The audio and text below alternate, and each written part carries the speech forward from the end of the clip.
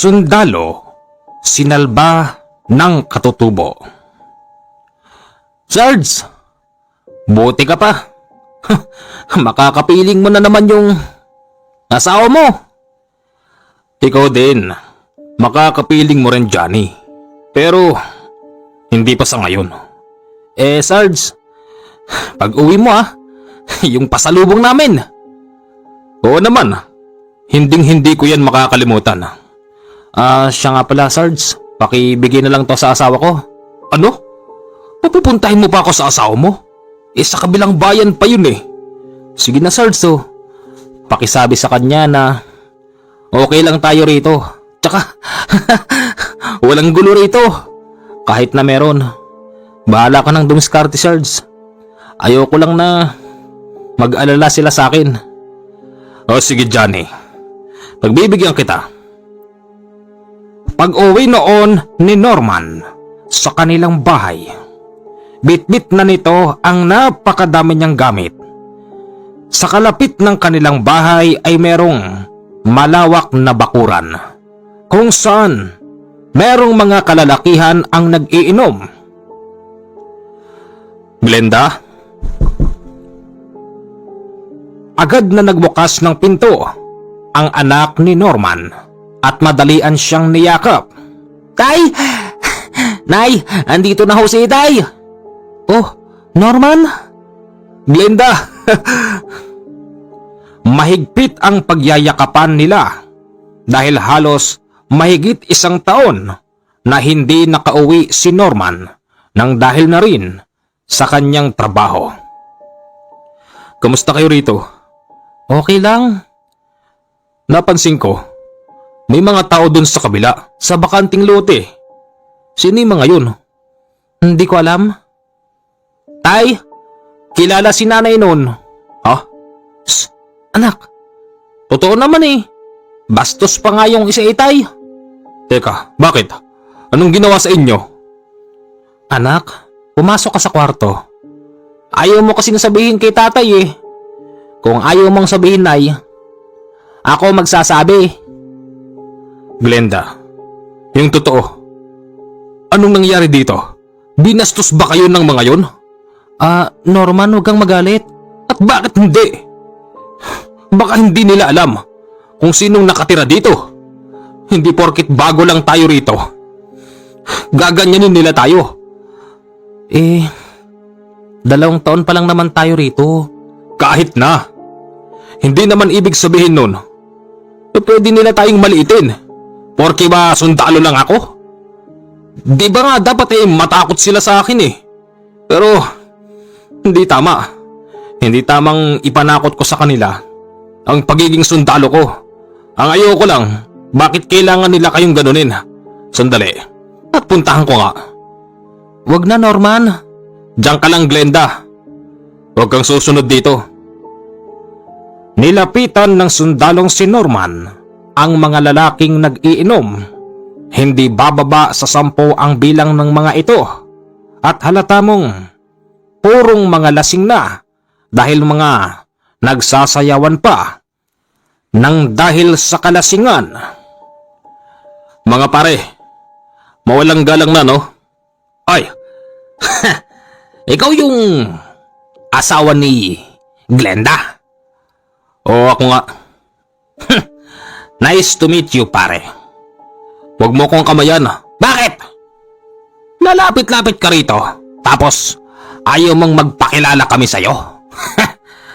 Pare, baka hindi mo alam, bago ka pa, meron kaming nakaraan. Nino? Di sino pa? Di yung maganda mong asawa. Ano? Norman, halika na, umuwi na tayo. Sabi ko sa'yo, Glenda, huwag ka nang sumunod dito. Glenda, ang dati kong kasintahan. Ito pala yung pinalit mo sa akin. Isang sundalong kanin. Anong sabi mo? Inaasar mo ba profesyon ko, ha?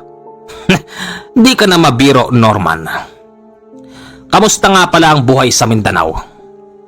Ayos lang. Sino sa inyo bumastos sa asawa ko, ha? Yan, Tay. Yang kaharap mong maitim. Ikaw? Di no? Ba't ko naman babastusin yung asawa mo, Norman? Sino dyan, anak? Siya nga po, itay, yang maitim na lalaki. Sabi niya, dati raw kasintahan ni nanay yan. Ang bastos-bastos, itay. Ganun ah? Nakatikim ng kaliwat kanang suntok ang lalaking yun mula kay Norman, dahilan kung bakit bumulagta ito sa lupa. O ano? Lalabang kayo, ha?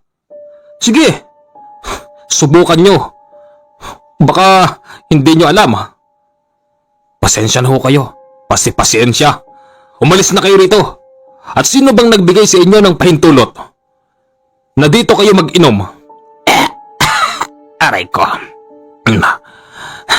Nagbigay baka mo ng pahintulot? Eh di sino pa? Eh di yung may-ari nito. Ang may-ari nito ay kamag-anak ko. Babalikan kita, Norman. Hindi lang ito ang araw. Hoy, ano nang ang pangalan mo? Arturo! O Arturo. Yang mga bantang ganyan, hindi na yan bago. Umaga, tanghali, hapon. Kumakain ako ng death threat. Kaya umalis na kayo bago ko pa kayo tuluyan. Naglayasan ang mga lalaking lasing. At pagpasok ni Norman sa kanilang bahay, nagwawala pa ito roon. Paano ka ba natunto ng turo na yon, ha? Siya ba yung kinukwento mo sa akin? Oo. Glenda, baba naman ang taste mo. Pati ba naman yung pangit na yun pinatulan mo? Norman, ano ba? Pag-aawayan pa ba natin to? Kauuwi mo lang ah. Dapat sana hindi ka na umuwi. Kung ganyan lang din ang mangyayari. Eh kung hindi ako umuwi, o di tinuluyan kayo ng mga yun. Yung style na yun, lasing na lasing ng mga yun. Pagkatapos nun, anong gagawin? Papasukin kayo rito. Dapat di ka pumapatol sa ganun. Ayan ka na naman, para kang bata. Mga bata pa tayo nung panahon na yun. Tsaka, hindi ganun ang itsura nun. Napabayaan lang. Pinagtatanggol mo pa talaga. Totoo naman eh. Hindi ganun ang itsura nun noon. Ang pangit naman nun, Nay. Dati mong kasintahan yon. O kita mo? Pati yung anak natin, napapangitan dun. Diyos ko naman, Glenda, Teka, ba't nga ba ngayon ka lang umuwi? Ang hirap kumuha ng bakasyon eh. Ang sungit ng bago naming opisyal. Teka, wag mong iniiba usapan, Glenda. Pumasok ka na nga sa loob. Magpalit ka na. Nakakombat ka pa. Bumiyahe ka ng ganyan? Paano kung natsambahan ka ng mga komunista? Subukan lang nila. Bakit? Sila lang ba may baril? Ayan ka na naman sa kayabangan mo, Norman. Hindi. Hindi pagyayabang yung Glenda. Sundalo ko eh. Malamang, magsusuot ako ng uniforme pag bumibiyahe. Ayaw mo nun? Pag nasa biyahe ako, pakiramdam ng mga tao doon, safe sila. Di ba? Hoy. Kapag bumalik pa rito yung mga lalaki na yon, ha? Nang wala ako, huwag kang magbubukas ng pinto. Hindi ko gusto yung pagmumuka ng turo na yon. Napakapangit ng tabas ng muka. Oo na, sige na, ano bang gusto mong kainin? Ikaw, sino pa ba? Ano? Ikaw nga! Ang labo mo. Gulo mo naman, Glenda, para ka namang bago ng bago. Una, nag-aaway pa sila. Pero syempre, nang naglalambingan na, nawala na ang galit sa isa't isa at nagsalubong na ang init nilang dalawa. Sandali lang po. Meron lang akong isisingit. Huwag kayong mag-i-skip. Napanood nyo ba yung viral video, yung lalaki sa Ilocos Norte? Yung hinuli ng PIDEA na wala naman daw kasalanan. Tapos ngayon, yung anak niya ay nasa ospital. Kung makikita nyo sa video, nasa ospital po yung bata. Ngayon, maraming pong mga tao na gustong mag-donate doon sa may bata ngayon. Tapos yung tatay niya, hinuli pa ng PIDEA sa kasalanang hindi naman niya alam. Ngayon po, ganito ang plano ko. Nag-usap na kaming dalawa ni Kanole na yung pagbebentahan po ng mutya namin magmula sa araw na ito hanggang February 15 ay ibibigay po namin doon sa pamilya na yun. Ako po mismo ang personal na pupunta ng Ilocos Norte para makapag-abot po sa kanila ng kaunting tulong kasi po yung tatay na kulong wala namang kasalanan tapos yung anak nasa ospital. Search nyo po sa Facebook yung Jason Dumlao, siya yung hinuli ng PIDEA. Nakakaawa po, nakakadurog ng puso. Kaya ho, yun ang plano namin ni Kanole na yung pagbebentahan po ng mutya namin magmula ngayon hanggang sa February 15. Ibibigay po namin lahat yon sa pamilya ng hinuli ng PIDEA. Ako po mismo ang pupunta roon para mag-abot ng tulong at ipapakita ko po dito sa aking YouTube channel ang patunay na ako po ay nagpunta roon. Paano? Tuloy na natin ang kwento. Pagkatapos nilang maglambingan, syempre, nariyan pa ang kwentuhan. Maya-maya ang bata ay kumakatok. Tay! Nay! Nagugutom na ako. Kumain ka na dyan. Gusto ko sabay-sabay tayo. Kauuwi mo lang tay tapos ayaw mo kaming kaharap. May ginagawa pa kami ng nanay mo, ano ka ba? Ayoko. Gusto ko sabay-sabay tayo. Buksan nyo kasi to. Tabi tayo dyan. Gusto kong umakap sa'yo, tay. Buksan mo na nga, Glenda.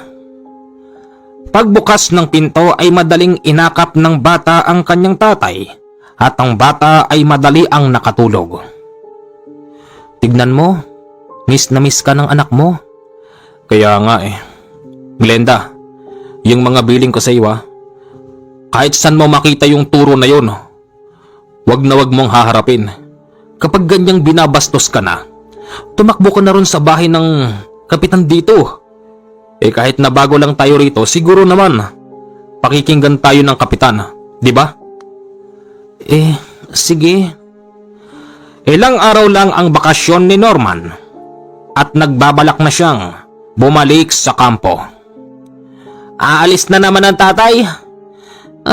Iiwan na naman tayo. Tayo na naman nanay ang maiiwan dito. Natatakot ako dun sa may turo na yun. Huwag ka matakot dun, anak. Oh, anak. Glenda, hindi na ako magtatagal. Kailangan mga hapon nakabalik na ako sa kampo. Mag-iingat ka, Norman. Lagi kang susulat, ha? Oo naman, yung mga billing ko, Oo. Kinahaponan, nakabalik na si Norman sa kanyang destino. Masaya siyang sinalubong ng mga kasamahan niya sa kampo. Sarge! Ano? Kamusta naman ang duty natin kay Mrs.? Ayos na ayos. Siyempre sa una nag-aaway pa. Pero pagkatapos nun, parang bago. Pumapalag-palag pa. Sarge, yung sulat ko para kay Mrs. nakarating ba? Oo naman. Lahat kayo merong sulat dito. Attention! Pamigay mo yan. Sa sulat na dinala noon ni Norman, merong mga natutuwa at meron ding mga nalulungkot. Katulad ng nangyari sa isang pelikula, meron silang kasamahan na muntik ng magbaril. Mabuti na lang dahil napigilan ito ng iba nilang kasamahan. Ang nakalagay ba naman sa sulat, nagpakasal na raw ang kanyang kasintahan sa dati nitong ex-boyfriend.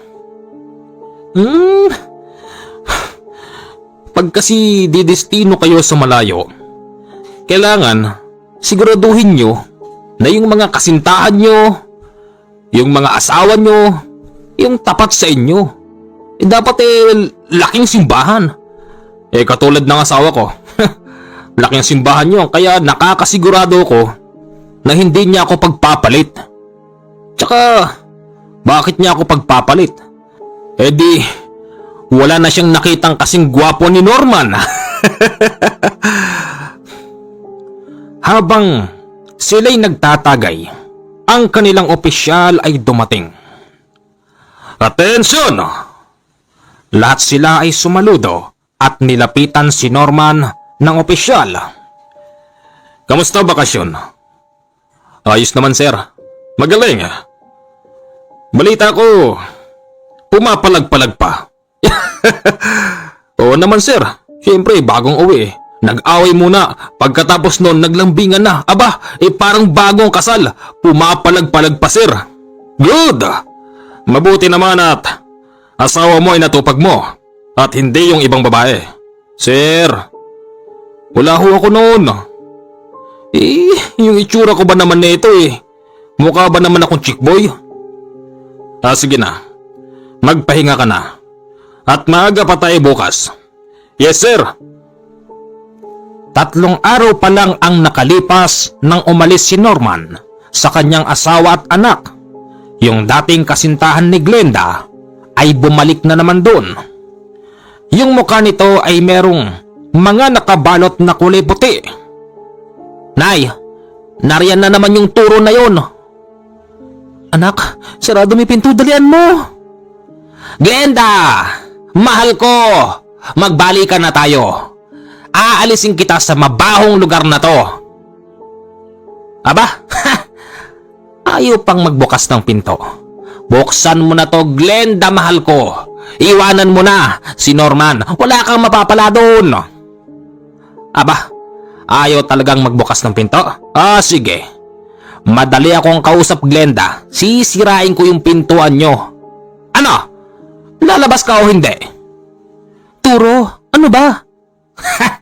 Glenda naman. Alam mo naman noong araw na mahal kita. Dumating lang sa buhay mo yung Norman na yun Pinagpalit mo na ako doon. Niwala man lang tayong official breakup. Ayoko na sa'yo. Bakit? May nagawa ba akong kasalanan sa'yo, ha? Ayoko na nga. Hindi pa ba maliwanag yun? Glenda, kilala mo ako. Ako yung taong hindi basta sumusuko. Ilang taon na yung anak mo? 11? O di, 11 taon mo na akong iniwan. Nang hindi ko alam ang dahilan. Yung pala. Dahil pala sa sundalo na yon. Pangit mo! Umalis ka rito sa bahay namin. Ay, huwag kang makikialam sa usapan ng matanda. Tatanggalin ko yung dila mo. Subukan mo, isusumbong kita sa tatay kong sundalo. Wala rito tatay mo. Ipinatapon ko na sa malayong lugar para hindi na siya makabalik. Imposible, hindi ka naman sundalo Hindi nga, pero meron kaming contact doon. Turo, tama na nga. Masyado ka nang mahangin. Glenda naman. Kung magsalita ka, para namang hindi mo ko hinalikan noong araw Noon yon, hindi na ngayon. Pwede naman nating ibalik. Yung katulad ng dati, kung gaano ako ka-sweet sa'yo, Glenda. Di ba? Noon nga humihiga pa ako sa hita mo tapos kinikis mo ko Yak, kadiri ka, Turo. Umalis na kayo rito. Katulad ng sinabi ko, ako yung taong hindi basta sumusuko. Magpahanggang ngayon nga Wala pa rin akong asawa, binata pa rin ako dahil sa kaantay sa'yo na balikan mo ko. Bakit? Sinabi ko bang antayin mo ko? Hindi. Hindi naman pala paano ko ba namang malalaman na hindi mo na ako mahal? Iniwan mo ko biglaan. Glenda naman, mahal ko. Alam mo ba? Kahit na niloko mo ko, yung mga napundar ko, pangarap ko pa rin yun para sa'yo. Excuse me, hindi kita niloko. Sadyang ayoko na lang sa'yo. Di sana, sinabi mo sa akin ng maaga. Umalis ka na nga rito. Sige, susumbong ko kayo kay Kapitan. At sinong kapitan yon? Wala yun. Takot sa akin yun Umalis na kayo rito. Parang awa nyo na. Nang dahil sa makulit noon si Turo, nagtangka itong pumasok sa bahay. Ang bata naman ay nagpupumilit na humarang. Dahilan kung bakit binitbit ito ni Turo at hinagis sa labas. Sa liit ba naman ng katawan ng bata, tapos sagaan. Wala itong kalaban-laban kay Turo. Eto na ako, mahal. Ibalik na natin ang naunsyaming init nating dalawa. Umalis ka rito, Turo. Bakit? Nakakalimutan mo na ba kung gaano ako kagaling Huwag ka na nga ituloy. Sige na kasi, iwan mo na yung asawa mo. Hindi pwede, kasal na kami. Kahit na be. Kasal. Sa papel lang yun. Ano ba kasi ayaw mo sa akin? Wala naman nagbago sa akin Gwapo pa rin ako. Maitim lang, tapos medyo kulot. Yun na nga tapos mabaho. Mabaho daw. Teka, iniinsulto mo ba ako? Samantalang noong araw, gustong gusto mo akong halikan. Umalis ka na. Hindi pa ba sapat yung sinabi ko sa iyong hindi na kita mahal? Yan lang ba talaga dahilan? Oo. Sabihin mo sa akin, yung totoo. Bigyan mo ko ng malalim na dahilan, Glenda, para lumayas ako rito. Kung yun lang sasabihin mo sa akin, hindi ako naniniwala. Kasi nababasa ko sa mga mata mo. Sinasabi ng mga mata mo na mahal mo pa ako. Hindi. Kabaligtaran yun, Turo. Hindi marunong magsinungaling ang aking mga mata at yung mga mata mo. Kung mata mo lang ang masusunod, malamang kanina pa tayo nagyapusan dito, Glenda. Ano? Sabi mo, pag nabigyan mo ko ng isang mabigat-bigat na dahilan kung bakit mo ako iniwan, ayun, titigil na ako. Pwede bang bigyan mo ko ng ilang araw bago ko masabi? Hindi! Ngayon na, Glenda. Ngayon na. Hindi pwedeng bukas. Hindi pwedeng mamaya. Hindi pwedeng ilang araw pa. Ngayon na. Habang gustong manyakin noon ni Turo ang dati niyang kasintahan na si Glenda, merong isang pipe na medyo kuba ang nakakita sa kanila. Madali itong tumakbo sa bahay ni Kapitan at isinumbong ang nangyayari. Anong ibig sabihin nito? Kapitan, wag kang makikialam dito. Usapan ng magkarelasyon to Bakit? Sino ka ba? Turo. Tagasang ka? Taga kabilang bayan, kaya di mo ko kilala. Pero ikaw kilala kita. Huwag kang makikialam, Kapitan. Usapan namin to. Kap, palisin niyo po sila rito. Bakit? Natakot ba kayo? Anong ginawa sa inyo? Kap, dati ko siyang kasintahan. Gusto niyang bumalik ako sa kanya ganon. Sa pagkakaalam ko, sundalo ang nakatira dito. Ikaw, Turo, hindi ka ba natatakot? Kapag nalaman ng asawa niyan yung ginagawa mo, babariling ka sa ulo noon. Kapitan, ano naman pakialam ko? Basta ako mahal ko yung asawa niya. Ganon. Kaharap-harap ako gumaganyan ka? Binitbit ni Kapitan at ng mga barangay tanod si Turo at ang kanyang mga kasama. Dinala sa barangay para mahimasmasan. Mga lasing pala sila nung oras na yon. Pasensya na kayo. Okay lang po, Kapitan. Kap, sabi nga pala ng asawa ko, lagi kaming tatakbo sa inyo kapag dumarating yung dati kong kasintahan. Walang problema. Bilang isang kapitan, tungkulin kong pangalagaan ang aking mga kabarangay. Salamat po, Kapitan. Sige na, at mag-iingat kayo rito. Kap, salamat po. Wala yon, sige. Mabuti na lang talaga dahil yung pipe na kuba ay nakita sila. Dahil kung hindi ganon ang nangyari, tiyak na matutuluyan naghahasain si Glenda. Ang kalagayan naman noon ni Norman, palagi silang nasasabak sa operasyon laban sa mga komunista. Sarge, ano, okay ka lang? Ako pa tinanong mo dyan. Ikaw ang okay lang ba? Ako? Huwag mo ko intindihin. Mas matanda ako sa iyo sa serbisyo. Mas marami akong karanasan sa iyo. Kaya alam ko na gagawin ko kung paano ba ako makakasurvive sa laban ikaw, kamusta ka? Eto, Sarge, kahit paano, swerte pa rin.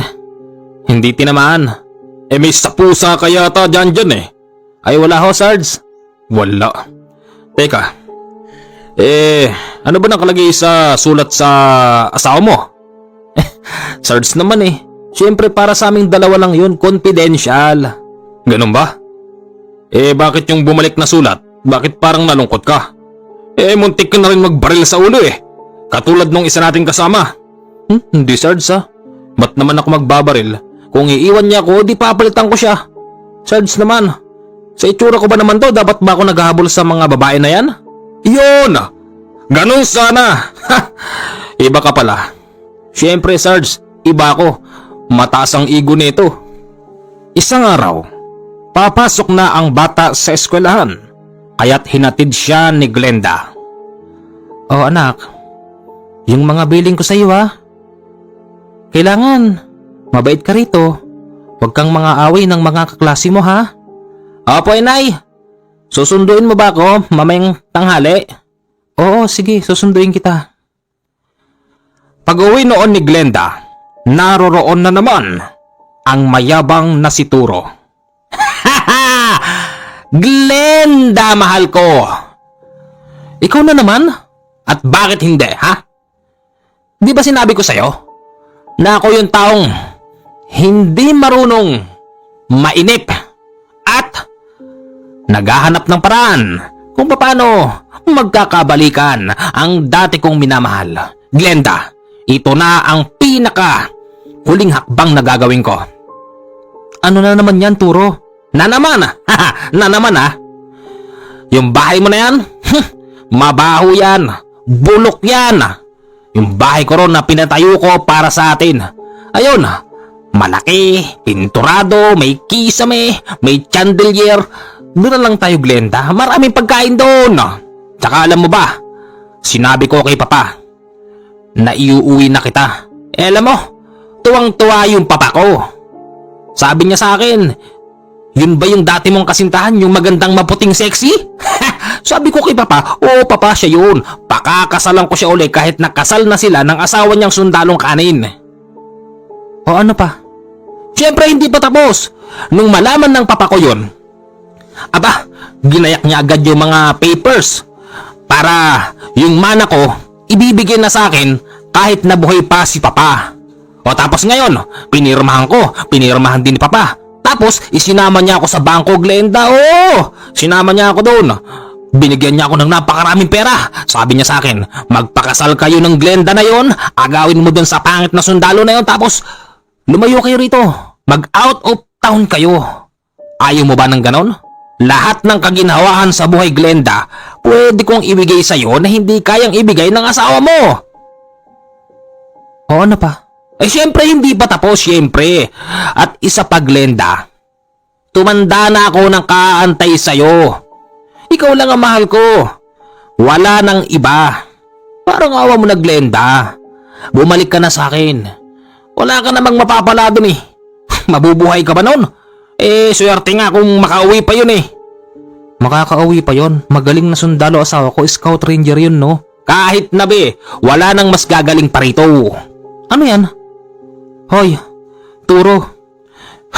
Hindi mo ako maakit dyan sa pera mong yan. Bakit naman? Alam mo, sa ibabaw ng mundo, pinaka-importante yung pera. Kapag wala ka nito, paano ka makakakain? Sige nga, huwag mo sabihing aasa ka lang sa tanim mong kamote. Hindi pwedeng puro ganon, di sumakit ang tiyan mo. Pag wala kang pera, hindi ka makakabili ng ganito kagagandang damit sa suit ko. Di ka ba natutuwa sa akin? Formal na formal ako ngayon. Naka-Amerikana pa. Para ako si Ben Affleck nito eh. Ano? Sinong Ben Affleck? Dami mo namang tanong. Glenda, kesa naman nandiyan ka, nagtitiis ka dito sa liblib na lugar na to? Doon na lang tayo sa palasyo ko. Lahat ng gusto mo Glenda, ibibigay ko sa'yo. Balikan mo lang ako, mahal ko. Balikan mo lang ako. O tapos ano pa? Sige, sabihin mo lahat nang pwede mong ipagyabang. Di yun nga no, kung anong gusto mo. Kung gusto mong bukod tayo ng kwarto, okay lang. Siyempre, ginagalang naman kita, diba? Katulad nung dati, hanggang kiss lang tayo tsaka akap. Ginagalang? Samantalang nung isang araw, kulang na lang eh. Idapa mo ko? Patawarin mo na ako, Glenda, sa mga nagawa ko na yon. Di ko naman sinasadya yun. Talagang nadala lang ako ng init at galit. Pero kung sasama ka sa akin, Glenda, kahit bukod tayo ng kwarto sa palasyo ko, dalawa lang tayo ron, hindi kita tatabihan matulog, hindi kita akapin, hindi kita halikan. Igagalang ko ang desisyon mo kung hanggang kailan mo gustong may mangyari sa atin, ganun. Edi iwan mo na yung pangit na lalaki na yun. Hindi ako na-impress. Nakikita mo to? Ano yan? Bulok naman yung singsing mo na yun eh. Tagsi 50 lang yan sa Quiapo. Kahit na.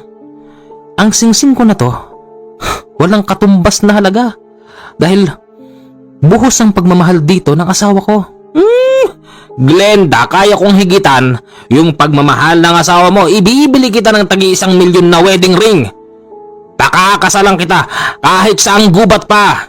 Gusto mo sa simenteryo pa para katunayan na hanggang ngayon patay na patay pa rin ako sa iyo, Glenda. Umalis ka na, Turo. Hindi mo ako makukuha kahit gaano ka pa kayaman. Oo, alam ko mayaman ka noon. Sa totoo lang, naghahangad ako ng ganyan noon eh. Kaya nga kita ginusto. Alam ko naman yung Glenda. Alam ko naman yung, pero syempre dahil sa mahal din kita noon pa, kahit na alam kong mahirap ka lang, mayaman ako, pinatulang kita. Sa hirap ba naman ng buhay ngayon maging practical ka, Glenda. Wag mong sabihin sa akin na hindi kayo kinukulang. Syempre, kinukulang din kami. Paano pag yung anak mo may pinabibili? Wala pang sweldo yung asawa mo, ano? Di nagtitiis na lang. Yon ang sinasabi ko! Ba't kailangan mo magtiis? Nandito naman ako, Glenda. Balikan mo na ako! Sige na, minamalot na ako, Glenda. Luluhod pa ako sa harapan mo. Minala at lumuhod pa si Turo sa harapan ni Glenda. Pero kahit na ano ang ipagmalaki noon ni Turo na meron namang katotohanan, wala na talagang balak pa si Glenda na balikan ang dati niyang kasintahan. Tumayo ka dyan. Umalis ka na. Ayaw mo talaga sa akin? Ayoko na nga. Yung totoo! Ilang beses ko ba sasabihin, ha, Turo? Sinaktan mo damdamin ko. Sinaktan mo damdamin ko. Alam mo bang, pag nagagalit ako Nahimati pa noon si Turo sa harapan ni Glenda, dahilan kung bakit madalian siyang isinakay sa sasakyan ng kanyang mga kasama para dalhin sa ospital. Hala, hinimatay si Turo. Baka mapano yun? Kasalanan ko pa. Medyo na konsensya noon si Glenda, pero ganun pa man, nasa tama pa rin siya dahil nga pamilyado siyang tao. Pag-uwi ng bata sa hapon, napansin niyang ang nanay niya ay malayo ang tingin. Nay, bakit? Ba't ang layo ng tingin mo, Nay? May nangyari ba, Nay? Wala. Bakit ganyan kayo? Lumuluha-luha pa kayo, Nay. Bakit? May nangyari ba kay tatay? Wala. Nay, ano nga po nangyari? Bakit kasi gumaganyan kayo? Matulog ka na nga doon. Pumasok ka na sa kwarto. Nagtatanong lang naman ako Ang kulit-kulit mo kasi. Pasok doon. Opo. Kinabukasan magang-maga, si Don Virgilio ay pumunta sa bahay nila Glenda. Huminto ang magarang sasakyan sa tapat ng bahay at bumaba ang matanda. Magandang umaga. Glenda! Ikaw nga. Ano hong ginagawa niyo rito, Don Virgilio? Glenda, anak. Napunta ako dito para ipaalam sa'yo ang kalagayan ni Turo na ospital siya. Alam mo bang merong sakit ang anak ko? Alam mo bang sa 1 dekadang lumipas, hindi siya nag-asawa dahil umaasa siyang babalikan mo siya. Glenda, nakikiusap ako sa iyo para na rin sa kaligtasan ng anak ko. Saka, Glenda, ayos ka na ba sa ganitong klase ng pamumuhay? Nakatira ka sa magubat na lugar. Masayo po rito. Press ang hangin. Glenda, maniwala ka sa akin. Kaya ka naming alisin dito. Katunayan, ibinigay ko na ang mana ng anak ko dahil sinabi niya sa akin. Muli kayong nagkita. Glenda, parang awa mo na. Don Virgilio, may asawa na ho ako. May anak na ako, kasal na ako. Glenda, maging praktikal ka. Huwag kang umasa sa sweldo ng asawa mong kakarampot. Kahit na ho kakarampot, ang importante sa amin, nagmamahalang kami. Don Virgilio, makakaalis na ho kayo. Marami po akong ginagawa rito. Glenda, talaga bang hindi na kita mapapakiusapan? Ang kulit nyo, umalis na nga kayo. Sige, alis na kami. Akayin niyo ako, dalian niyo. Maging si Don Virgilio ay muntik pang himatayin sa harapan ni Glenda. Nay, kaya naman pala tulala ka kagabi eh.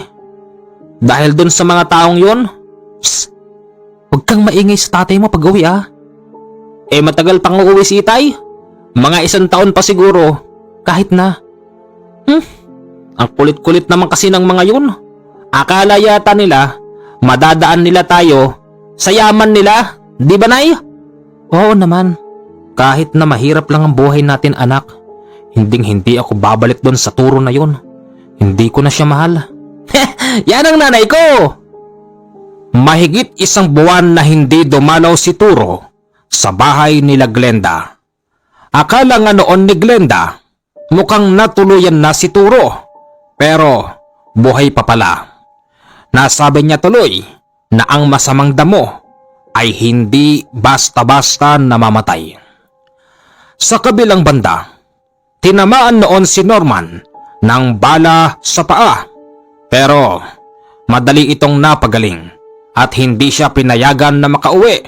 At saka isa pa, hindi naman siya nagre-request na umuwi dahil nga kailan lang ay nakauwi siya sa kanila. Nang dahil sa pagmamahal niya sa bayan, mas pinili niyang domestino pa rin sa lugar na yon kahit na napakadelikado. Dahil alam niya sa kanyang sarili na isa siya sa maaasahan na sundalo. Isang hapon, bago lumubog ang araw, si Toro at ang kanyang mga kasama ay dumarating. Glenda mahal!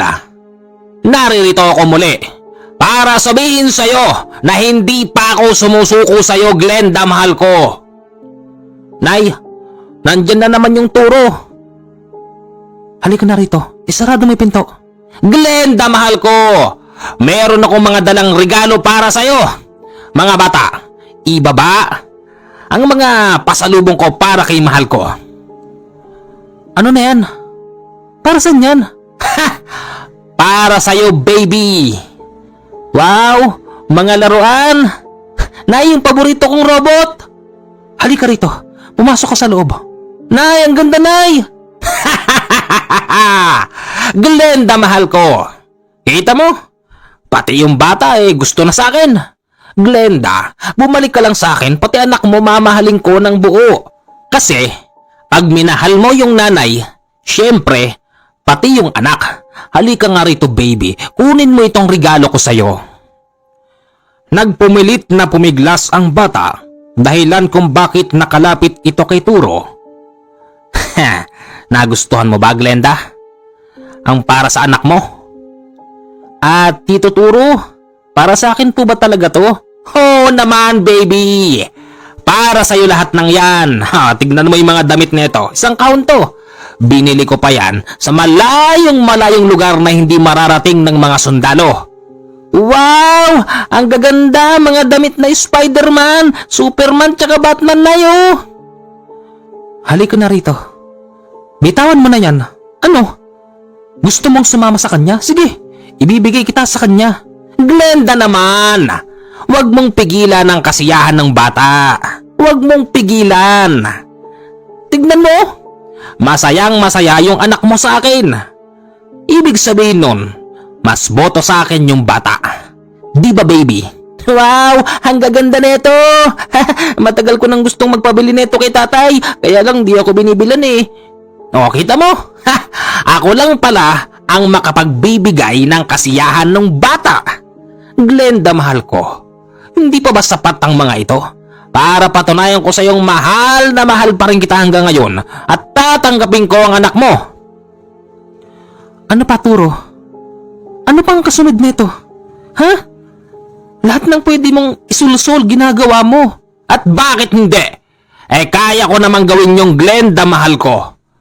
Sumama ka na sa akin at iwanan mo na ang pangit na lugar na ito. Halika na! Ayoko. Glenda, talagang sinasagad mo. Pasensya ko ah. Glenda, alam mo kung ano kaya kong gawin. Huwag mo antayin na masira ang ulo ko at gamitin ko yung alas ko. Anong ibig mong sabihin? Glenda, sa dami naming pera, kaya naming baligtarin ang mundo. Mundo? Oh, yung mundo mo. Kaya kong gawing tama ang mali. Kaya kong baligtarin ang katotohanan. Kaya kapag nasira ang ulo ko, dahil sa lagi mo kong ginaganyan, pasensyahan tayo. Gagawin ko yung alas ko. Wag na wag mong gagawin yan, Turo. Maawa ka sa amin. Maawa ka sa anak ko. Mahal ko na nga yung anak mo eh. Kaya nga niregaluhan ko ng mga ganito. At hindi lang yung Glenda, mahal ko. Naalala mo yung first anniversary natin dati? Diba? Bumili ako ng cake. Halos kasing laki nating dalawa. Mga bata, ibaba ang malaking cake. Ano na naman yan? Nagpagawa pa ako ng tarpaulin para sa ating dalawa. Nagustuhan mo ba, Glenda, mahal ko? Tignan mo, yung larawan natin noong araw na nakalaminate at nakasabit sa dingding namin. Yon ang kinuha ko. Pinagawa ko ng tarpaulin at nilagay ko ngayon dito sa tabi ng cake natin. Tignan mo naman, ang gwapo-gwapo ko pa rin dyan. At ikaw din, Glenda, mahal ko. Magpahanggang ngayon, maganda ka pa rin sa paningin ko at higit sa lahat, mahal na mahal ka pa rin ng puso ko, Glenda, mahal ko. Turo, bakit ba talaga ginagawa mo to? Ang dami-dami namang babae dyan na pwede mong ligawan. Marami nga. Hindi ko sila mahal eh. Kasi, ikaw ang mahal ko. Nagantay ako ng 10 taon para muli tayo magkita. Dito lang pala kita matatagpuan. Ngayong nakakuha ako ng pagkakataong gagawin ko lahat, Glenda, para maging akin ka lang. Ayoko sa'yo, Turo. Hindi naman talaga kita minahal noon eh.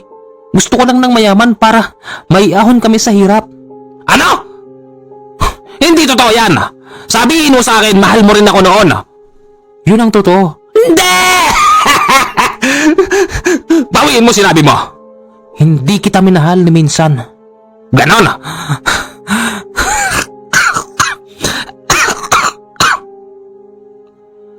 Hindi na nakapagsalita si Turo nang sabihin ni Glenda na hindi siya talaga minahal. Muntik pa nga itong atakihin noon. Sakyan niyo ako sa sasakyan. Dalihan niyo. Tila ba naubos na ang pasensya ni Turo, dahilan kung bakit nagbabalak na ito ng masama. Papa. Oh, anak, ano? Napasagot mo na ba uli? May asawa na pala eh. Papa! Ano? Huwag ka ngang sumisigaw.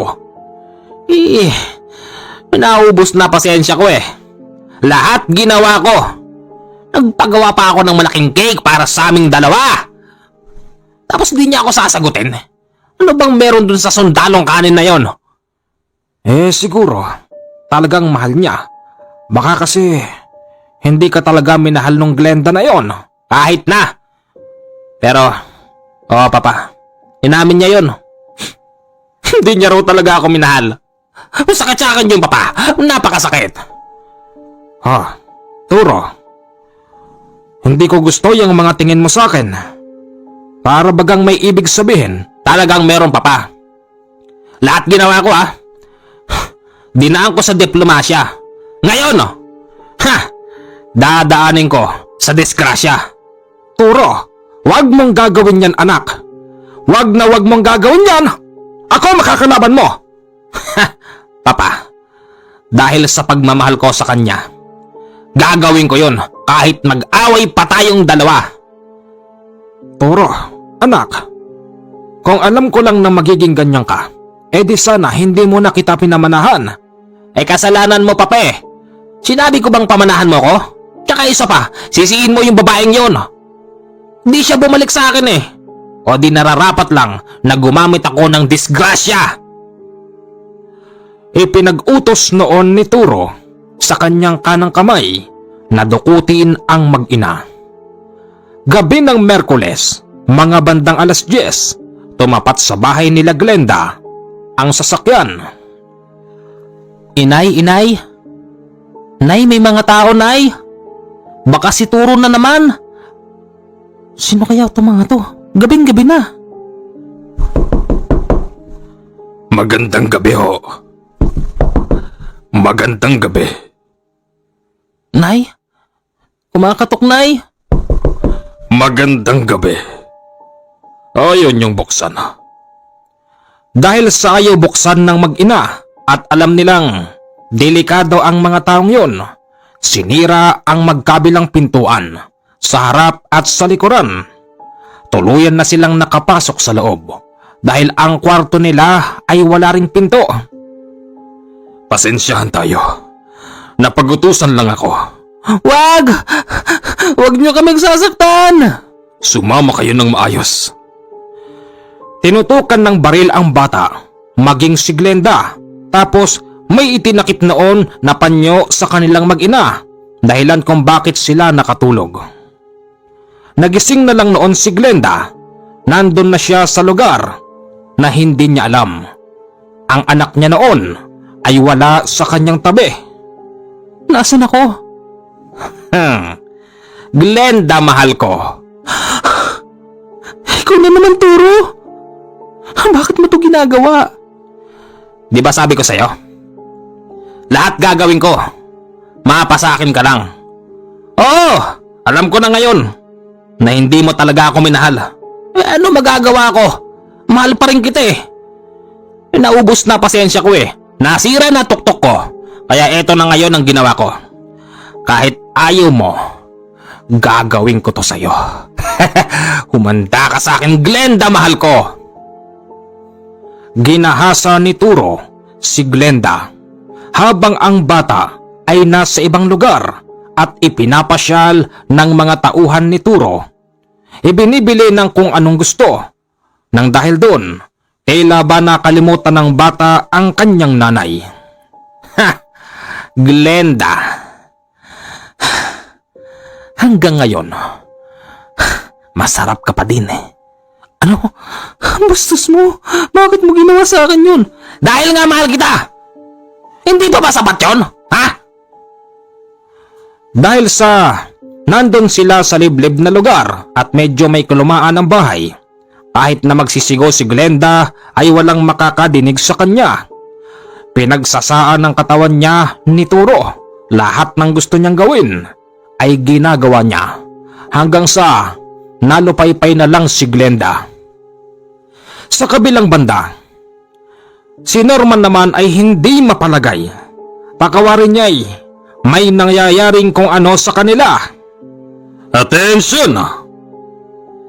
Nang sabihin yon ng opisyal, humalera ang mga sundalo at bukod tanging si Norman ang wala sa kanila.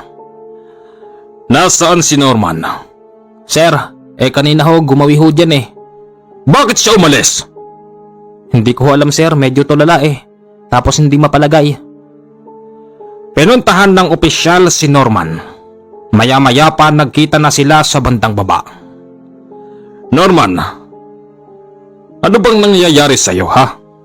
Sir, hindi ako mapalagay, sir Pakawari ko, kailangan ako sa bahay. Norman, sundalo ka! Kahit anong mangyari sa inyo, wala kang pakialam doon. Bayan muna bago sarili. Duties first before anything else. Naintindihan mo, ha? Sir, alam ko ho yun. Hindi ko ho talaga maisip eh. Kinakabahan ako, sir. Pakawari ko'y kailangan ako ng asawa at anak ko. Norman, para makasigurado ka, sige. Susulat tayo. Sir, susulat tayo. Aalamin natin kung ano bang sitwasyon doon sa inyo para lang mawala yung agam-agam mo. Sige ho, sir. Sa araw na yon ay merong dumating na sulat. Gulat na gulat si Norman dahil ang bunso nilang kapatid ay sumulat sa kanila. Sir, nawawala rin yung asawa at anak ko. Sir, kailangan kong... Wala akong pakialam. Kung nawala asawa mo, nawala ang anak mo, sundalo ka. Dapat, alam mo tungkulin mo. Pero sir, nawawala rin yung asawa at anak ko, sir. Wala nga akong pakialam eh. Umalis ka nga sa harapan ko. Baka kung ano pang magawa ko sa'yo.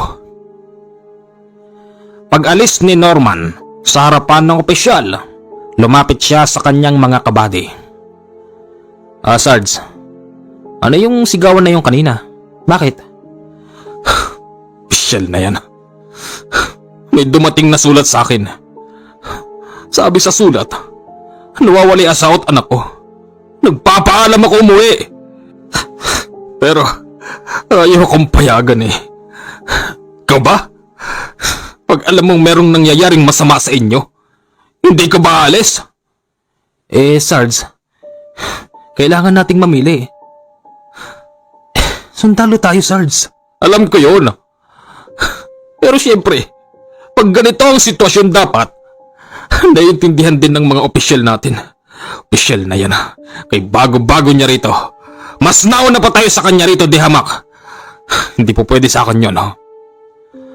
Nang dahil sa hindi talaga mapalagay si Norman dahil sa sulat, yun ding gabing yon ay umalis siya sa kampo. Wala na siyang pakialam kahit na siya ay maawol. Glenda! Glenda! Wala sila rito. Tunay ngang wala ang kanyang asawa at anak. Maya-maya pa nagtungo siya sa barangay. Maging ang taga-barangay ay walang kaalam-alam. Bakit ho? Hindi niyo man lang nalaman ang pagkawala ng anak ko. Bakit, Kapitan? Hindi makakibo si Kapitan ni hindi nga niya alam kung ano ang kanyang ikakatwiran. Wala kasing report na nawawala ang kanyang mag-iina. Glenda, mahal ko. Nagtanim na ako ng binhi sa'yo. Asahan mo, bago matapos ang taon na ito, manganganak ka ng isang gwapong lalaking kamukha ko. Wala ka nang magagawa. Akin ka na ngayon, Glenda. Akin ka na. Glenda, pakis nga. Aray. Hanggang ngayon, galit ka pa rin sa akin. Oo. Asan ang anak ko? Yung anak mo, di pinapasyal ko sa mga tao ko. Di ba nga, kaligayahan ng bata? Yung laruan, yung damit, yung pagkain, kung ano-ano. Katulad ng sinabi ko, mamahalin ko rin ang anak mo. Di ba? Kaya nandito tayong dalawa sa isang sagradong bahay, yung tayong dalawa lang. Yung walang pwedeng umistorbo kahit si Papa. Pag ako nakaalis dito, ipakukulong kita. Ha! Imposibleng ipakulong mo ako. Anong ikakasa mo sa akin, ha? Hindi naman natin pwedeng sabing rape kasi ginusto mo rin yun. Hindi ko yung ginusto. Ginusto mo yun, pumapalag-palag ka pa nga eh. Bastos. Glenda, nagiging ganito ko nang dahil sa pagmamahal ko sa'yo. Hindi pa ba sapat ang lahat ng to? Ano bang gusto mong gawin ko, ha? Gumamit ako ng impluwensya para yung asawa mo ipatuhog ko sa mga tao ko. Madali lang gawin yun. Pwedeng sabihin na nadali lang rebelde. Ganun lang yun eh. Ano? Wag mo yung gagawin sa asawa ko. Kung ganon, makisama ka ng maigi sa aking Glenda. Dahil pag hindi ganon ang ginawa mo, natitiyak ko sa'yo, mawawalan ka ng pangit na asawa. Blackmail na ang nangyari kay Glenda. Takawarin niya nung mga panahon na yon ay wala na siyang pag-asa. Humihiling na lang siya kay Turo na ibalik ang anak niya para makita niya itong muli. Isang araw, ang bata ay naibalik na. Nay? Anong nangyari sa'yo, Nay? Ba't ka umiyak? Mabait naman po si Tito Turo. Nayo, ang ganda ng mga suot ko. Binilan niya ako ng mga damit at laruan. Sabi niya sa akin, Nay, pumayag ka raw na dalhin ako sa malayo para ibigay lahat ng gusto ko. O, di ba? Ha! Pumayag ka, di ba? Ha? Oo. Pumayag ako, anak. Tito Turo, bakit pumiyak ka, nanay? Namiss ka lang ng nanay mo. Akapin mo kasi. Nang makaharap na ni Glenda ang bata, nakuha na niyang magsinungaling dahil tinatakot siya ni Turo sa pamamagitan ng panglalaki ng mata. Alam na kasi ni Glenda ang ibig sabihin nun. Sasaktan na noon ni Turo yung bata kung sakaling hindi sasakyan ni Glenda ang panglalaki ng mga mata ni Turo sa kanya. Turo, talaga bang mahal mo ko? Oo naman. Ano mahal ko? Sabihin mo lang din na mahal mo ko at iaalis kita rito sa lugar na ito. Lalayo tayo. At yung asawa mong nagtatrabaho para sa bayan, doon lang siya. Ayaw mo nun. Naglilingkod siya sa bayan tapos ikaw, pasarap ang buhay niyo sa akin. Nakita mo naman, di ba? Tila ba no choice na noon si Glenda, kaya't sinabi niyang pumapayag na siya. Yun naman pala Ayun naman pala. Ang hindi noon alam ni Turo, sa ilang araw nilang pamamalagi sa lumang bahay sa gitna ng gubat, sila pala ay minamanmanan ng mga taong kumakain ng kapwa-tao. Tara na, umalis na tayo. 4 lang sila noon bago pumasok sa sasakyan nang biglang, saan kayo pupunta? Teka, sino ka? Hindi na importante yon. Hindi na. Ibigay mo sa akin ang bata at ang babae. Aba, hoy, pangit. Baka hindi mo alam. Sobra hirap inabot ko rito tapos bibigay ko sa'yo? Sino ka ba? Tsaka wag mo ako matakot-takot ha. Isang bala ka lang. Isang bala ka lang? Subukan mo. Pinaputokan nila ang mga lalaking yon. Gulat na gulat noon si Turo at ang mga kasama niya dahil nananatiling nakatayo ang mga lalaki pagkatapos nilang pagbababarilin. Nang mga oras na yon, si Norman naman ay nasa malapit na ng lugar na yon dahil merong nakapagsabi sa kanya na merong mangilan-ngilan na mga tao ang pumapasok sa lugar na yon kahit na 10 oras ng gabi. Nang dahil doon, medyo nagduda si Norman at gusto niyang i-check kung nandun ba ang kanyang asawa at anak. Rinig na rinig ni Norman ang mga putok na yon. May nagbabarilan. Madali siyang nagtatakbo. Maya-maya pa nakita niyang merong nakabukas na ilaw ng sasakyan dahil sa madilim. Tapos naririnig niya yung palitan ng salita ng magkabilang panig. Umalis ka na nga rito. Ano bang gusto mo, ha? Pagkain? Bibigyan kita ng maraming pagkain. Bubusugin ko yung bodega mo. Susupal pa lang ko ng maraming karne. Paalisin mo lang kami, pare. Paalisin mo lang kami. Anong akala mo? Maniniwala ko sa'yo? Nasa harap ko na ang pagkain. Ang nangyari, si Norman at ang mga kasama niya ay binihag ng mga aswang.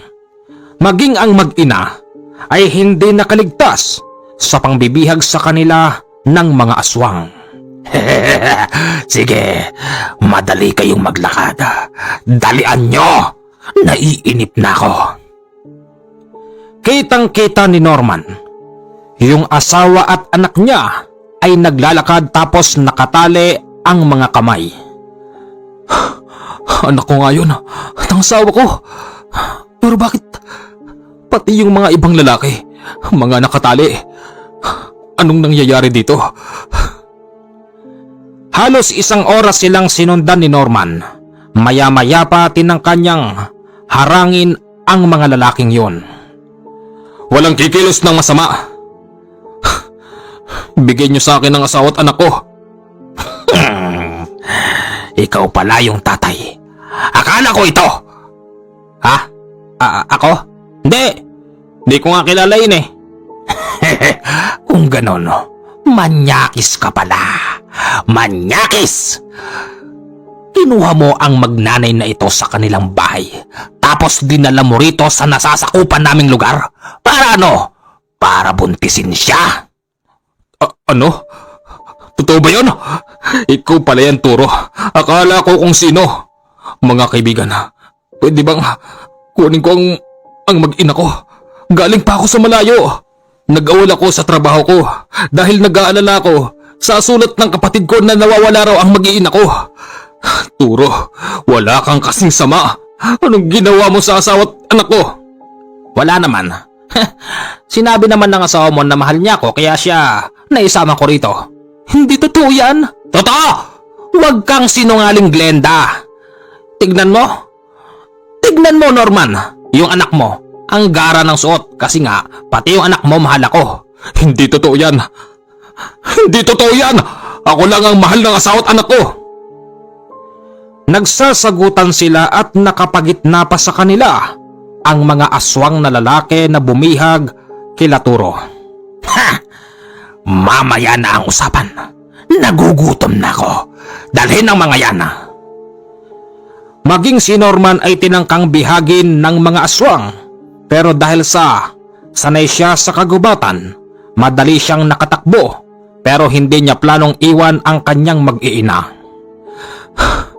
Ibang klase. Ano bang nangyayari? Makakuha lang ako ng pagkakataon. Tatakas ko rito yung mag-ina ko. Ang hindi alam ni Norman, sinusundan pa pala siya ng 4 na lalaki. Natagpuan siya ng mga ito habang naglilingid sa isang malaking puno. Kayo na naman? Hanggang dito sinusundan niyo ko? At bakit hindi? Ha? At bakit hindi? Dagdag ka rin sa pagkain. Sige, kunin yan.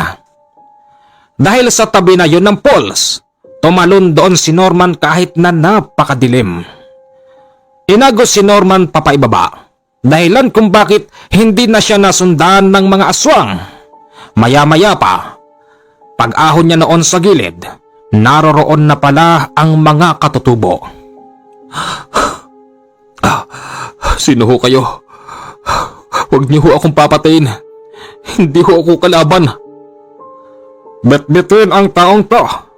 Bitbitin siya. Meron siyang malubhang sugat.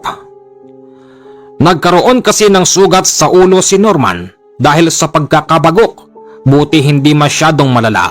Tapos ang kanyang braso ay meron ding mga tama. Mga nagtutulisan kasi ang mga bato sa kanyang tinalunan. Dinala noon si Norman sa mismong kubo ng mga katutubo. Anong nangyari sa'yo? May humahabol ho sa akin. Mga aswang. Sabi ko na nga ba na merong kinalaman ang mga aswang na yon? Teka, ayon sa aming mga narinig, hindi lang isang tao ang humahabol sa'yo. Oo, marami ho sila. Tatang, ang asawa at anak ko, bihag ng mga aswang. 2 beses na silang nabihag. Una, sa mga kamay ni Turo. At sino si Turo? Si Turo ang dating kasintahan ng asawa ko. Isa ho akong sundalo nasa malayong destino. Sinamantala ng Turo na yun ang pagkakataon para yung asawa ko'y kunin niya, kidnapin. masakit pa ron. Ginalaw niya asawa ko. Sa panahon natin ngayon, talagang nagkalat ang mga taong masasama. Magpasalamat ka, iho, dahil dito ka napadpad sa amin. Paano kung napadpad ka sa kabilang tribo? Natitiyak ko sa iyo na katapusan mo na. Tribo? Oo, sa kabilang tribo. Yung sa gawiroon, tribo ng mga aswang ang mga nakatira doon. Oh, ang ibig niyong sabihin ay doon dadali ng asawa at anak ko? Maaring doon nga. Turo ba ang pangalan? Oo. Sige, magpapalakad ako ng mga tao ko rito. At nang makita ang sitwasyon doon, delikado rin ang paglakad ng mga tao ko. Sa pagpunta nila sa lugar na yon, maaari silang mamatay. Tatang, bilisan niyo po panggagamot sa akin. Kailangan ko hong pumunta ron. Hindi kita papayagan. Huwag mo sabihing sundalo ka. Ang mga taga-kabilang tribo, hindi tinatalaban ng bala. Magantay ka kung kailan ka gagaling. Pero baka hindi ko naabutan na buhay ang mag-ina ko. Huwag kang mag-alala. Dahil sa daming bihag nila, natitiyak kong mas uunahin ng mga taga-kabilang tribo yung mga lalaki. Paano ho tayo makakatiyak dun? Ayon sa mga nakita ng mga kasama namin dito, ang mga lalaking bumihag na una sa iyong asawa at anak ay mga nagtatabaan. Gustong gusto ng mga taga-kabilang tribo yung mga matatabang tao dahil mas marami silang makakain doon. Ganun ho ba? Mga ilang araw ho kaya para maikilos ko yung mga braso ko. Huwag kang mag-alala, iho. Mga 4 na araw lang at natitiyak ko sa iyo sa loob ng 4 na araw, buhay pa ang mag-iina mo. Ako lang ho ba ang pupunta ron? Alam niyo palang mga aswang ang mga yun eh. Delikado rin ho kayo. Bakit hindi ho kayo gumawa ng paraan para magkanda ubos-ubos na mga aswang na yun? Bilang isang sundalo, ako ho ay naniniwala sa mga aswang. Akala mo ba hindi namin yun naisip? Alam mo bang noong nakaraang gabi lang nang dagit sila rito, pero syempre hindi kami makapapayag ng ganon. Ginawa namin ang lahat para maprotektahan ang mga tao dito. Huwag ka mag-alala dahil sa ganito na ang sitwasyon namin dito. Humingi na kami ng tulong sa napakabait kong kapanalig na si Nolesto. Nolesto? Sino siya? Ano siya, opisyal? Hindi. Pulis, sundalo? Taga-gobyerno? Hindi. Ano siya? Albularyo. Isa siyang albularyo. Albularyo? Tatang naman. At anong magagawa ng isang albularyong taga-tawas sa ganitong sitwasyon? Iho, hindi siya basta magtatawas. Ang albularyong kapanalig ko ay kayang pumatay ng dato, ng raha, at ng kahit na sino. Kahit na mga matataas na tao. Wag ho kayo sumisigaw. At bakit hindi? Ipinapainit mo ang ulo ko. Patawad ho. Ang kaibigan ko, tandaan mo, mabait. Sobrang bait. At kapag nalaman niya ang sitwasyon mo, hindi yun magdadalawang isip na tulungan ka. Pati kami. Ang tanong ho, kailan siya darating? Tsaka, saan ho siya manggagaling? Sa gitnang Luzon. Ano? Gitnang Luzon? Ay, napakalayo ho rito noon. Kailan pa siya makakarating dito? Huwag kang mag-alala, iho. Ang aking kaibigan ay merong 3 wisyo. Wisyo? Oo, Ano yun? hindi mo pala alam yon. Huwag mo nang tanungin dahil hindi mo maiintindihan ang kayang gawin ng aking kaibigan. Makalipas ang 2 araw, naiinip na noon si Norman. Iniisip niyang buhay pa kaya ang kanyang asawa at anak. Nang dahil doon, nagpaplano na siyang umalis. Norman! Saan ka pupunta? Aalis na ho ako. Hindi ko naantayin pang dumating yung taong tinutukoy nyo. Hindi ko nga alam kung buhay pa ba mag-ina ko. Norman, huwag kang aalis, hindi ka pa magaling. Wala na akong pakialam. Ilang araw na lumipas. Aantayin ko pa bang ang mag-ina ko kainin ng mga taong yon? Norman, huwag kang mag-alala. Nararamdaman ko ang presensya ni Kanole. Malapit na siya rito. Tutulungan niya tayo. Nole? Ano yan, Diyos ba yan? Para tulungan tayo sa problema natin? Norman, makinig ka sa akin. Hindi na ho. Maraming salamat na lang ho sa pagtulong nyo sa akin. Nang dahil sa hindi pa masyadong magaling noon si Norman, medyo naigagalaw niya lang ang mga braso at paa niya. Nagtangka na siyang pumunta sa kabilang tribo kung saan naroroon ang kanyang mag-iina. Paglabas pa lang ni Norman sa nasasakupan ng mga katutubo, meron nang sumalubong sa kanya na 2 lalaki. Sabi ko na nga ba lalabas ka rin sa tribo na yan? Sino kayo? Hindi pa ba halata? Dalian mo. Madali ka. Inaantay ka na ng asawa't anak mo. Siya nga pala. Yung mga lalaking matataba, ubos na sila. Kaya mamayang gabi ikaw at ang mag-ina mo ang kakainin namin. Kayo na ang nakatokang kakarnihin. Sasama nyo? Anong klaseng mga tao kayo? Ha! Kami yung taong kumakain ng kapwa-tao. Bakit nabuhay pa kayo sa mundo? Yung mga katulad yung anak ng demonyo, dapat hindi na pinagbibigyan ng pagkakataon para mabuhay pa. Sabihin mo na gusto mong sabihin, Norman. Wala ka nang magagawa. Dahil dito nakalaan ang buhay mo. Nakalaan ang buhay mo para maging pagkain namin.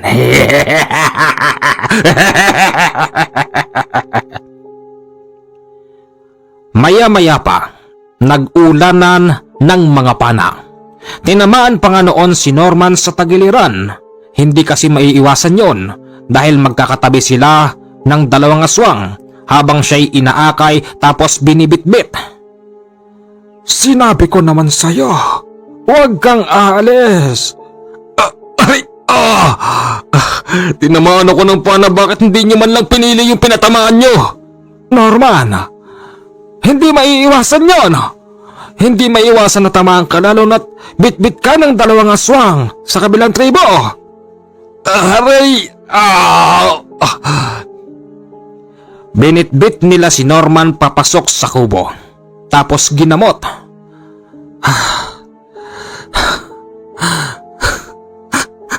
Ano ba itong nangyayari? Bakit ganito? Natural lang ang umiyak. Hindi kabawasan sa pagkalalaki natin ang umiyak. Sige lang, Norman. Sige lang. Umiyak ka lang hanggat gusto mo. Ramdam namin ang lungkot mo. Ganun naman pala Ba't mag-aantay pa tayo ng tao? Pwede naman ako pumunta sa kampo. Norman, alam mo na hindi sakop ng trabaho nyo ang manglusob ng mga tribo. Pwedeng palabasin na kami mga simpleng tao lang. Kung kami mga tunay na rebeldeng kumakalaban sa mga gobyerno, ayon, pwede nyong salakayin ng mga tribo namin pero hindi. Tahimik ang buhay namin dito. Tahimik kaya't walang karapatan ng mga sundalo na pasukin ang lugar na ito. Tahimik? Tahimik ba yung dinadagit din kayo ng mga taga-kabilang tribo? Tahimik para sa amin. Kaya namin yun panindigaan. Manahimik ka na nga. Ginagamot kita. Habang ginagamot ng matandang katutubo ang katawan ni Norman, nariyan na si Kanole at dire-diretsyong pumasok sa kubo. Magandang umaga ho. Kanole, mabuti naman at dumating ka na. Pasensya na ho. Bago kasi ako dumating dito, naharang pa ako ng 4 na aswang. Nag-aabang sila na may lalabas na tao rito. Sino siya? Siya ba yung sinasabi niyong Nolesto? Siya nga, Norman. Teka, Norman? Oo, ako si Norman. Kilala mo ako? Hindi. Sabi niya kasi Norman daw pangalan mo eh. Teka, may tama ka. Makulit eh. Nagtangkang lumabas. Ayon, sinalubong ng mga taga-kabilang tribo. Siyempre, may iwasan bang hindi siya tamaan ng pana? Teka, ba't ka napadpad dito, Norman? Tsaka yung tipo mo para kang nasa serbisyo. Sundalo ho ako, kaya ako napadpad dito. Kasi yung mag-ina ko, binihag ng dati niyang kasintahan. Dinala doon sa lumang bahay. Ngayon, kung mga liblib yun, merong mga aswang na nagmamasid sa kanila. Ayun, binihag sila. At meron ho akong natuklasan. Yung mga nambihag sa asawa ko, sila Turo tas yung mga kasama niyang lalaking mataba, patay na raw silang lahat. Ngayon, yung asawa at anak ko nang isusunod. Mamang albularyo, patawarin niyo ho ako sa mga nasabi ko nung wala kayo. Bakit? Ano bang meron? Ano hong meron? Minamaliit ka niya at wala siyang tiwala na raw ba ang magagawa ng isang albularyong magtatawas. Ipinaliwanag ko sa kanya kung anong kaya mong gawin. Ayun, naniwala naman siya. Kanole, wala nang panahon. Kailangan nating kunin ang kanyang mag-iina. O sige, ngayon din lalakad ako. Lumakad si Kanole at nagsama siya ng ilan sa mga katutubo. Habang si Norman ay nagpupumilit na sumunod, pinipigilan naman si Norman ng mga katutubo. Huwag niyo akong pigilan! Sasama ako! Gusto kong makita mag-iina ko! Parang awan niyo na ho! Norman, may papangako mo ba sa akin? Yung alin ho? May papangako mo ba na kung sakaling papayagan kitang sumama kay Kanole, hindi ka kikilos kahit na anong makita mo? Manonood ka lang at pababayaan mo si Kanole sa gagawin niya? Oo. Sige. Samahan siya. Nakasama nila noon si Norman. Ngayon, pinapanood niya ang nangyayari. Nandoon siya sa bandang mataas na bahagi kung saan binabantayan siya ng ilan sa mga katutubo. Habang si Kanole ay nakaharap sa mismong pinuno ng kabilang tribo na purong mga aswang. Isang magandang araw ho sa inyong lahat. Malugod kong sasabihin sa inyo na 4 sa inyong kasamahan ang napatay ko na. Pasensya na kayo, kailangan kong gawin yon para sa pag-iingat ng aking buhay. Meron pala kayong bihag. Maaari bang kunin ko sila ng malumanay para wala nang mamatay na kahit na sino pa sa inyo? Ano ka? Napakaswerte mo naman kung ibibigay namin sila sa'yo. Talagang swerte. Malas nyo pag hindi nyo binigay. Bakit? Ano bang meron sa'yo? Marami. Marami akong kayang gawin. Kaya ko kayong patayin lahat dito. Pero, kaya ko rin kayong bigyan ng pagkakataon magbago at mabuhay. Hibang. Sige, salakayin sila. Sinalakay si Kanole at ang ibang mga katutubo ng mga taga-kabilang tribo. Akala siguro ng mga yon ay magtatagumpay sila. Pinaghahawi lang ni Kanole ang umaatake sa kanya at binibigwasan sa muka. Yung isa pa nga roon tumilapon sa pinakapinuno ng tribong aswang. Hanggang sa nalapitan na ni Kanole ang nakataling bata, maging ang nanay. Sabi ko naman sa inyo, malas nyo eh. Di ba? Kukunin ko na sila. Ngayon, babalikan ko kayo. Kung gusto nyo ng gulo, sige. Ibibigay ko sa inyo. Tandaan mo to, lalong-lalo ka na. Pinakapinuno rito. Gagawin kitang abo mamaya. Ikaw! Hindi ka ba lilihis? Nagsigsilihis ang mga aswang. Dahilan kung bakit nakaalis sila ng malumanay. Eto na anak mo, Norman. Buhay pa sila. Payat lang at puro sugat. Glenda? Mahal ko, gising ka pa. Nakatulog lang pala si Glenda pati ang bata. Dahil na rin sa matagal na silang hindi pinapakain tapos puro sugat sila. Ginamot patuloy ng mga katutubo yung sugat ni Glenda tapos nung bata. Kanole, anong ginawa mo? Paano mo nakuha ng walang kahirap-hirap ang mag-ina sa kabilang tribo? Kilala niyo ho ako. Kung anong kaya kong gawin. Ang totoo, pinangahan ko lang sila. Yun lang. Tapos nagsigsilihis na. Pero babalikan ko sila. Wag na. Bakit ho? Wag na. Kami nang bahala ron. Iwanan mo lang kami ng isang gabay. Kung sakaling muli silang mangdadagit sa amin, kami na ang bahala.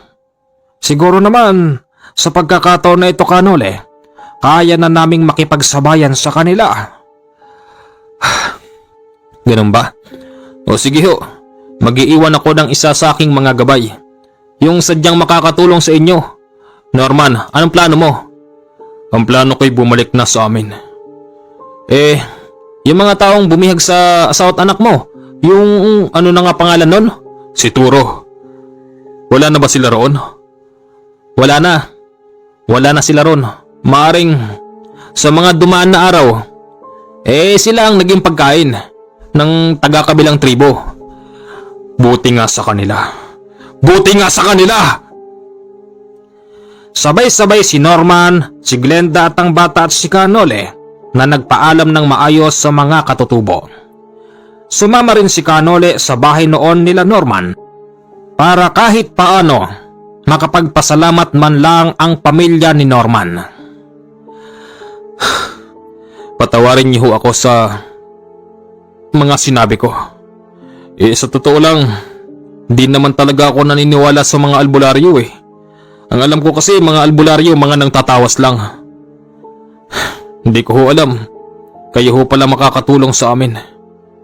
Ayos lang yan, Norman. Paano yan? Naawal ka na. Wala ho akong magagawa. Kailangan pa rin ako ng pamilya ko. Pwede naman ako mabuhay. Kami ng pamilya ko. Kahit wala ako sa serbisyo. Mas okay nga yun eh. Kasi mababantayan ko sila. At hindi na maaaring maulit pa ang nangyari. Kung gano'n, Norman, ayos ka pala. O paano? Wala na tayo iniinom eh. Alis na ako. Teka lang ho. Gabi na ho. Bakit ho aalis pa kayo? Dito na lang ho kayo magpaabot ng umaga. Para kahit bukas na bukas, pwede na kayong umuwi. Ayos lang ba? Oo, ayos lang. Hindi ba, Glenda? Di ba, anak? Opo, Mamang Nole, ayos lang po. Ayos lang ho, Mamang Nole. Kung ganon, okay lang pala sa pamilya mo. Sige. Dito na muna ako pero baka muna pa akong magising sa'yo eh. Hindi ko na kayo aabalahin pa. Aalis na lang ako at ilalak ko yung pinto. Bukas na madaling araw. Sige ho, Mamang Nole. Mamang Nole, maraming salamat po sa kabaitan nyo sa amin. Walang anuman yun. Tungkulin kong gawin yun. Dahil ako ay isang sundalo rin. Pero hindi ng pamahalaan. Sundalo ako ng Panginoon. Yes! Woohoo! Isang magandang araw po sa inyong lahat. Nakatapos na naman po tayo ng isang mahabang istorya. Sa mga gusto po kumuha ng mutya, mag-PM kayo sa aking Viber 0917-523887. Sa Viber po pwede ho tayong mag-video call.